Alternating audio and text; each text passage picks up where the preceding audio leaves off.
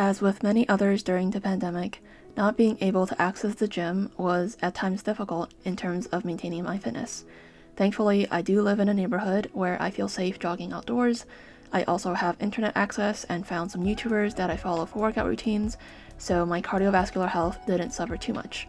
For strength training, however, I'm used to using free weights or machines, both of which aren't as available at home. So a few weeks ago, I challenged myself to do 30 days of push-ups. To be fully transparent, I do want to mention that I did skip 4 days. 2 days were due to medical school finals week, 1 was from my arms being tired from mopping, and the last one was just not having the mental capacity to do much that day. Other than that though, I did do push-ups daily for a month.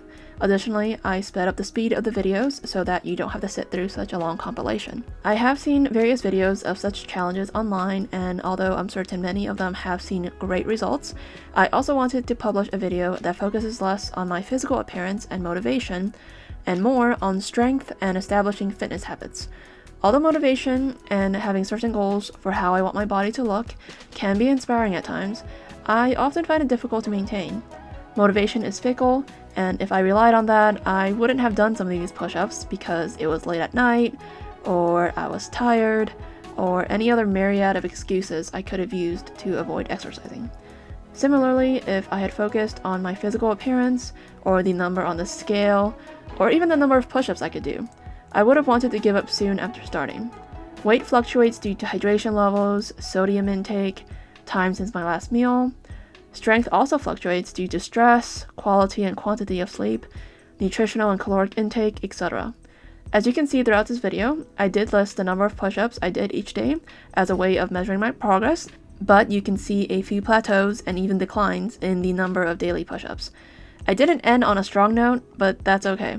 Progress usually isn't linear on a day-to-day basis, and focusing on daily fluctuations can be quite disheartening. Instead, by focusing on just doing the push-ups daily, I felt pretty good each day because I'd accomplished my goal. Even if I couldn't do as many push-ups as the day before, I at least did some push-ups.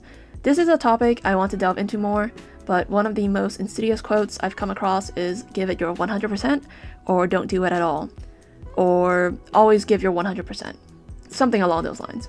That used to be a motto I admired because I often saw it in various inspirational videos of famous athletes and other well-known people. And then I realized how detrimental the 0 or 100 black and white mentality was. Personally, this mentality eroded my study efforts. If I didn't feel like doing it, if I didn't have enough time to study for a few hours and fully understand a concept, I just wouldn't do it at all. If I didn't have time to fully organize and clean my room, I just wouldn't do it. And sometimes that would be a while. This mindset applies to anything, but especially exercise. The stereotypical New Year's resolution is to hit the gym and lose that holiday flab. But for those that don't exercise at all until New Year's Day, it's unlikely that you'll stick to a consistent fitness routine just because of an arbitrary date change. You're more likely to push yourself too far and sustain an injury, undermining your desire and willpower to continue. Instead, just focus on what you can do each day. If you can exercise every day, that is great. If you can give your 100% in everything you do, fantastic. But if you can't, 50% or even 1% is better than 0%. Your body and peace of mind will thank you for cleaning your room whenever you have time, and for doing even 10 minutes of exercise a day. Making incremental improvements every day adds up in the long term, and it's so much more sustainable than the 0 or 100 mentality. So, what was the result of this challenge? In terms of the number of push-ups I can do, I went from being able to do 5 to being able to do approximately 14. Although they're still covered in fat, my triceps are more toned, and most importantly, I feel stronger. Mentally, I'm proud of the fact that I completed this self-imposed challenge.